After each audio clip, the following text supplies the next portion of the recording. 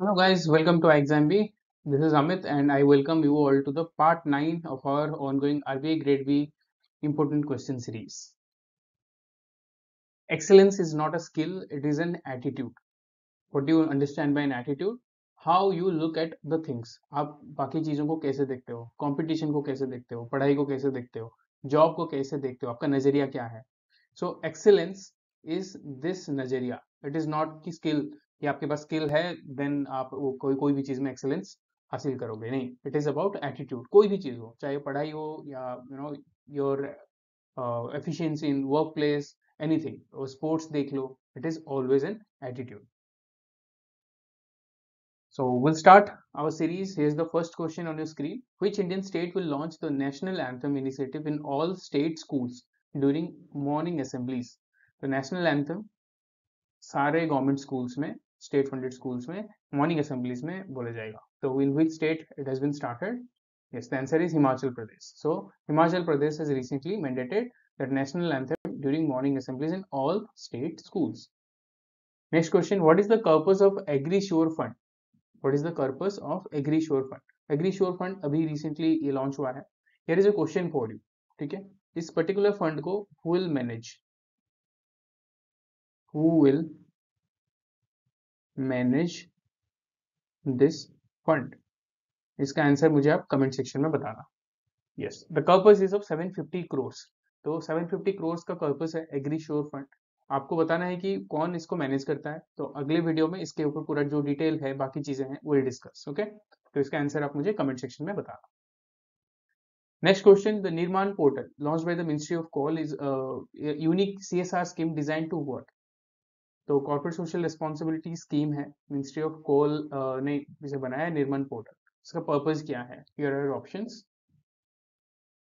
Yes, C. Offer financial support to meritorious youth from Coal India Limited's operational districts. जो UPSC preliminary exam clear करते हैं उनको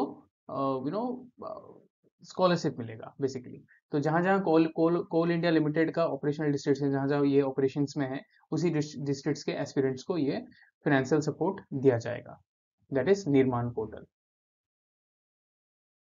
Next question, the National Teachers Award 2024, an initiative by the Department of School Education and Literacy, recognizes exceptional teachers who what?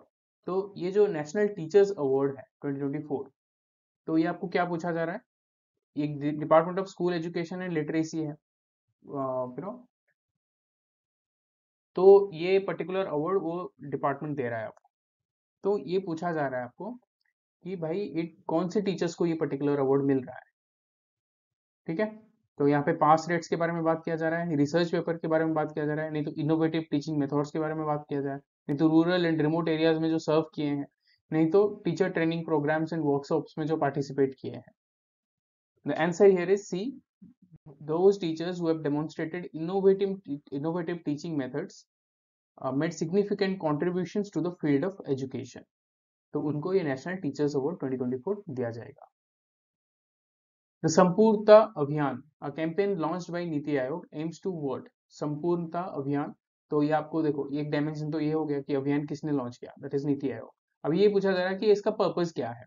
Very very important. Whenever NITI Aayog comes up with any campaign और कोई भी scheme आता है, that becomes favourite of IBPS for asking in exams. तो ये संपूर्णता अभियान से आप डेफिनेटली क्वेश्चन एक्सपेक्ट कर सकते हो.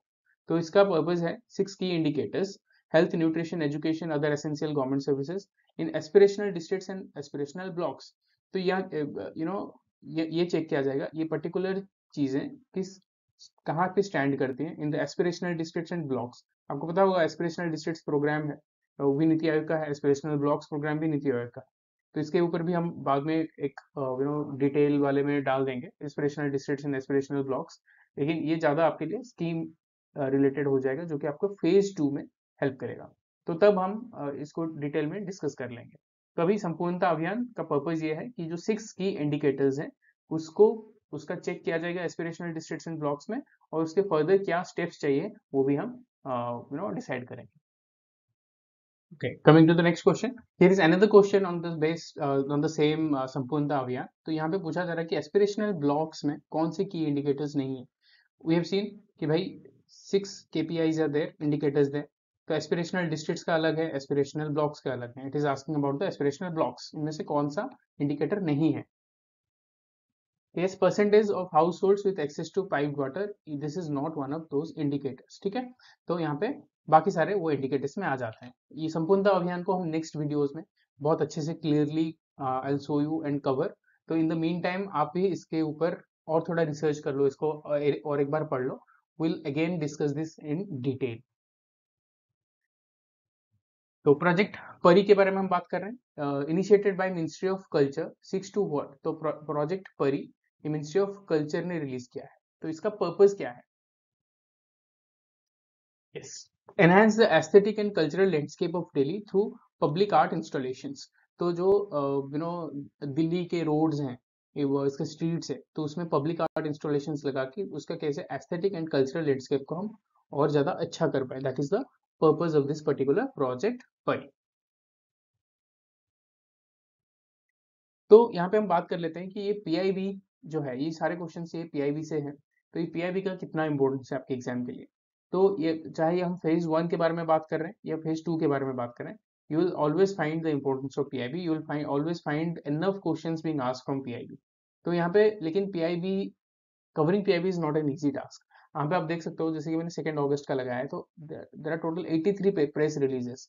अगर मतलब आप 50 भी मान के चलो एवरेज, तो आप देखो कितने सारे 1500 न्यूज आर्टिकल्स हो गए एक महीने में. You will have to filter out the important news जो कि आपके एग्जाम के लिए रेलिवेंट होगा. तो that becomes a very important and very tedious task for you. तो इसके लिए हम क्या कर रहे हैं, in our course we have provided PIB study notes as well as videos. ठीक है, जहाँ पे we are filtering out the important news, उसको उसका समराइज्ड फॉर्म में हम आपको एक स्टडी नोट्स देते हैं और उसका वीडियो भी बनाते हैं, ताकि आपको पता लग गया कि भाई हाँ, these are the things important PIB से. तो इसके बाद अगर आप करना चाहो तो वो पर्टिकुलर न्यूज को आप पीआईबी साइट पे जाके खुद कवर कर सकते हो. I have seen people doing that.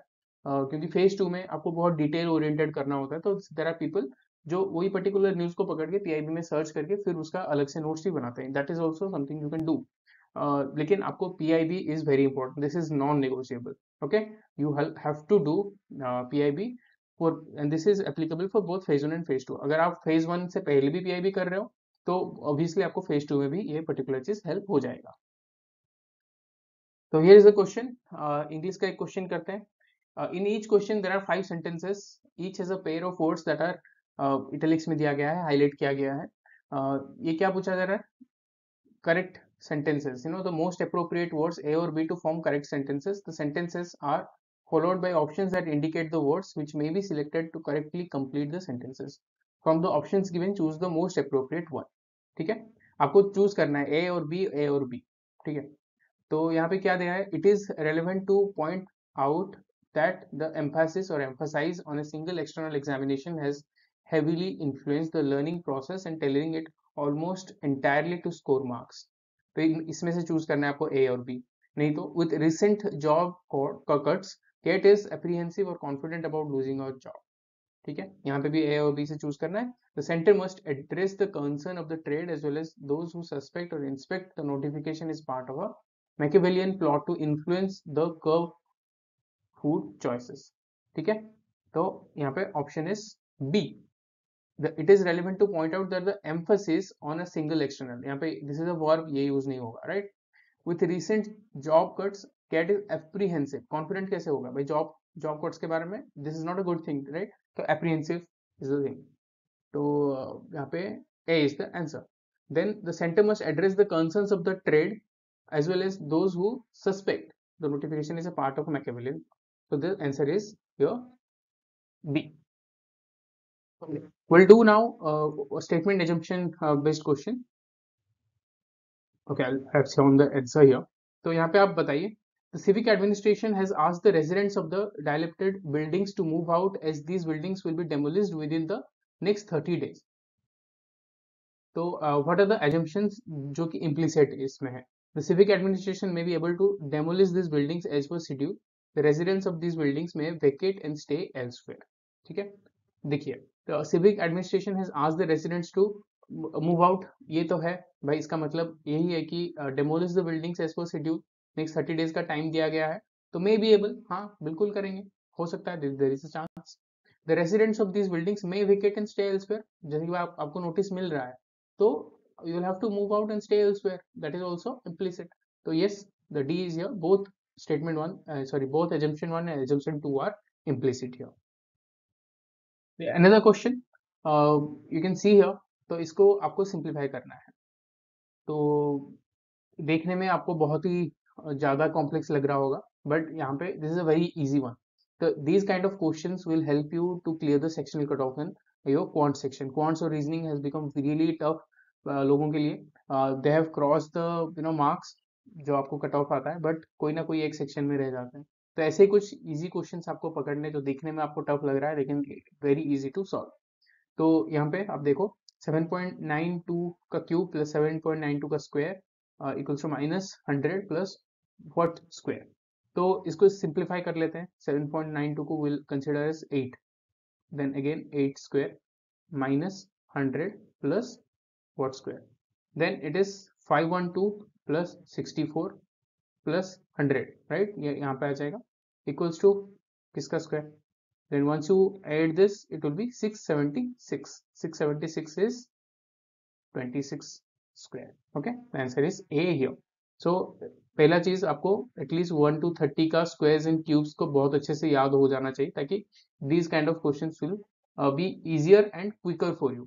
तो ऐसे क्वेश्चन से ही आपका कट ऑफ जो है वो क्लियर हो जाता है, सेक्शनल कट ऑफ आपका क्लियर हो जाता है। ऐसे ही question you can not afford to miss, these are low hinging fruit. Okay, so I hope यहाँ से आपको पता लग गया होगा कि which questions you need to focus and target in the real examination. तो ये था आज का वीडियो, जो क्वेश्चन मैंने आपको पूछा, तो इसका आंसर आप मुझे कमेंट सेक्शन में बताना। आई होप इस वीडियो से आपको कुछ नई चीज सीखने को मिला, and do not forget to subscribe to our channel and press the bell.